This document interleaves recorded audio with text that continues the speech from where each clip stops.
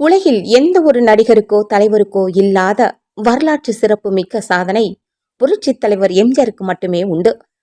திமுக ஆட்சிக்கு எதிராக அப்போதைய பிரதமர் இந்திரா காந்தி மதுரை வந்தபோது அவரை சந்தித்து மனு கொடுக்க புரட்சித் தலைவர் திட்டமிட்டார். ஆனால் வழியெங்கும் மக்களின் எழுச்சி மிக்க வரவேற்பால் ரயில் 10 மணி நேரம் தாமதமாக மதுரைக்கு சென்றது. இதனால் இந்திரா காந்தியை புரட்சித் தலைவர் சந்திக்க முடியவில்லை. என்றாலும் மக்களின் வரவேற்பால் ரயில் 10 மணி நேரம் தாமதமானது. இது உலக வரலாற்றில் எந்த தலைவருக்கும் கிடைக்காத பெருமை. இது அந்த வரலாற்று சம்பவத்தை தான் நாம இன்னைக்கு இந்த வீடியோல பார்க்க போறோம். திமுகவில் இருந்து நீக்கப்பட்ட எம்ஜிஆர் அவர்கள் 1973ஆம் ஆண்டில் அப்போது மதுரை வந்த பிரதமர் இந்திரா காந்தியை சந்தித்து மாநில அரசு மீது புகார் கொடுக்க முடிவு செய்தார். அதற்காக சென்னையில் இருந்து பாண்டியன் எக்ஸ்பிரஸ் ரயில் மூலம் மதுரைக்கு கிளம்பினார். இரவு நேரம் என்றாலும் வழியெங்கும் மக்கள் காத்திருந்தனர். திருச்சியிலிருந்து ஆங்காங்கே மக்கள் வெள்ளம் ரயிலை வழியில் நிறுத்தியது. எம்ஜிஆரும் தான் இருந்த ரயில் பெட்டியின் கதவை திறந்து மக்களின் உற்சாக வரவேற்பை ஏற்றுக்கொண்டே வந்தார். ஒரு கட்டத்தில் ரயிலுடன் மக்கள் ஓட்டமும் நடையுமாக பக்கவாட்டிலும் ரயிலுக்கு முன்னாலும் செல்ல ஆரம்பித்து விட்டனர். மக்களுக்கு எதுவும் ஆகிவிடக் கூடாதே என்று இன்ஜின் டிரைவரும் ரயிலை மெதுவாக இயக்க ஆரம்பித்தார். ரயில் மரவட்டையாக ஊர்ந்து சென்றது.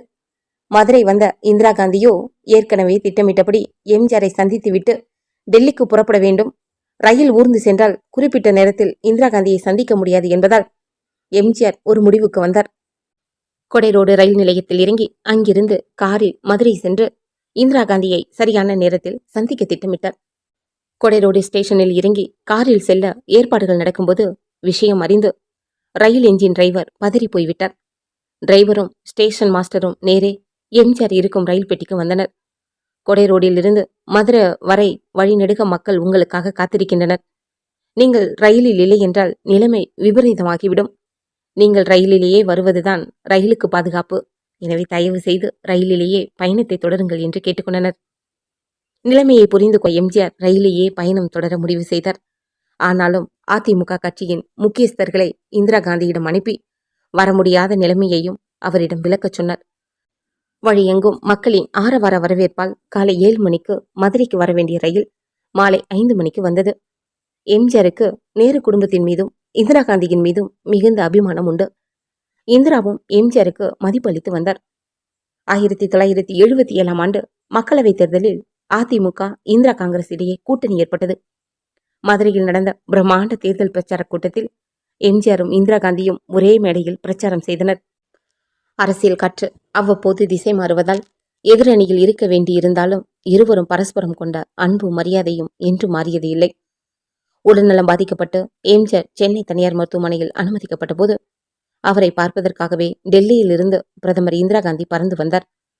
அவர் அமெரிக்கா செல்வதற்காக மத்திய அரசு சார்பில் எல்லா உதவிகளையும் செய்தார்.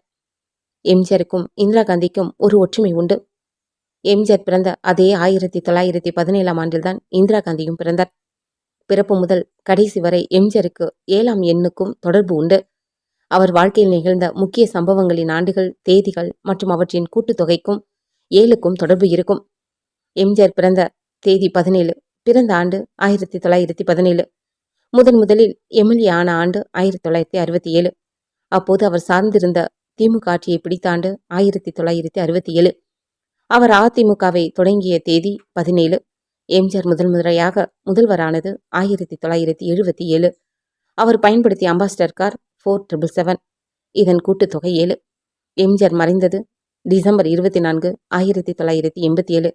இதன் கூட்டுத்தொகையும் 7 தான். உடல்நலம் பாதிக்கப்பட்ட எம்ஜிஆரை சந்திப்பதற்காக வந்ததுதான் இந்திரா காந்தி கடைசியாக தமிழகம் வந்தது. அடுத்த சில நாட்களில் அவர் கொல்லப்பட்ட துயரம் நடந்தது. அதே போல எம்ஜிஆர் கடைசியாக கலந்து கொண்ட நிகழ்ச்சி பிரதமர் ராஜீவ் காந்தி தலைமையில் சென்னையில் நடந்த நேரு சிலை திறப்பு விழா.